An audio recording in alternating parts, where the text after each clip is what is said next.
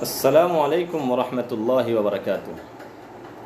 ناظرین، چند چیزیں آپ کے سامنے پیش کی جا رہی ہے جن سے روزہ نہیں ٹوٹتا، اور کچھ وہ چیزیں بھی پیش کی جائیں گی جن سے روزہ ٹوٹ جاتا ہے۔ اس سے پہلے آپ کے سامنے چند چیزیں ذکر کی گئی تھی جن سے روزہ نہیں ٹوٹتا۔ ان میں سے پہلی چیز بتایا گیا الٹی کرنا، وومیٹنگ ہونا، قے کرنا۔ تو ایک ہے قے کرنا اور ایک ہے قے ہونا، ایک ہے وومیٹنگ ہونا اور ایک ہے وومیٹنگ کرنا۔ وومیٹنگ کرنے سے جو ہے روزہ ٹوٹتا ہے، وومیٹنگ ہونے سے جو ہے روزہ نہیں ٹوٹتا، چاہے وہ منہ بھر کر ہو جائے۔ عام طور پر ہمارے یہاں یہ مزاج بنا ہوا، لوگ سمجھتے ہیں کہ اگر وومیٹنگ ہو گئی، الٹی ہو گئی، قے ہو گئی تو روزہ ٹوٹ گیا، لہٰذا وہ کھانا پینا شروع کر دیں۔ حالانکہ اس سے روزہ نہیں ٹوٹتا۔ ایک ہے وومیٹنگ کرنا، زبردستی حلق میں انگلی ڈال کر نکال رہے ہیں، اس سے روزہ ٹوٹ جاتا۔ اسی طرح سے جان بوجھ کر کوئی چیز آپ نے کھا لیا یا پی لیا تو اس سے روزہ ٹوٹے گا۔ لیکن اگر بھولے سے آپ نے کھا لیا، چاہے وہ پیٹ بھر کر کھا لیا ہو، چاہے وہ پیٹ بھر کر آپ نے کوئی چیز پی لی ہو، اس سے روزے میں کوئی فرق نہیں پڑتا، روزہ نہیں ٹوٹتا۔ یہ بات اچھے سے ذہن میں بیٹھا لیں کہ بھول کر کھانے یا پینے سے روزے پہ کوئی فرق نہیں پڑتا۔ اسی طرح سے اگر ہم نے اپنی آنکھوں میں سرما لگا لیا تو روزے پہ کوئی فرق نہیں پڑتا۔ ہم نے خوشبو لگا لیا، روزے پہ کوئی فرق نہیں پڑتا، روزہ نہیں ٹوٹتا۔ ہم نے اپنی کٹنگ کر لی، اپنے سر منڈا لیے، روزے کے اوپر میں کوئی فرق نہیں پڑتا، روزہ نہیں ٹوٹتا۔ اسی طرح سے ہم نے اپنے ناخن کاٹ لیے، وہ سارے حضرات سمجھتے ہیں کہ اگر ناخن کاٹ لیے تو روزہ ٹوٹ جاتا ہے۔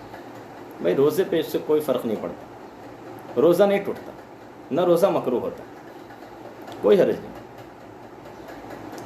اسی طرح سے اگر کسی انسان نے مسواک کر لیا، اس سے بھی روزے پہ کوئی فرق نہیں پڑتا۔ مسواک چاہے گیلی ہو، خشک ہو، چاہے وہ پیلو کے جھاڑ کی ہو، چاہے وہ نیم کے جھاڑ کی ہو، چاہے وہ کھجور کے جھاڑ کی ہو، کوئی حرج نہیں ہے، کوئی حرج نہیں۔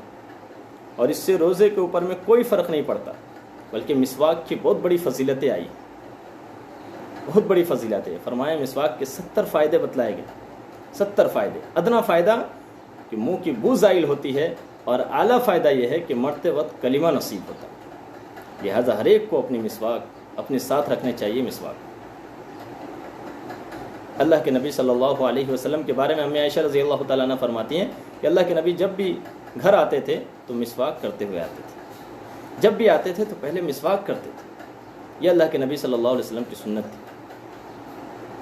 تو بہرحال مسواک کے جو بہت سارے فائدے ہیں، فرمایا کہ آنکھوں کی روشنی بڑھتی ہے، دماغ تیز ہوتا ہے، منہ کے اندر خوشبو پیدا ہوتی ہے، حافظہ مضبوط ہوتا ہے، بلغم کو خارج کرتا ہے، بدن کے اندر میں پھرتیلا پن لاتا ہے۔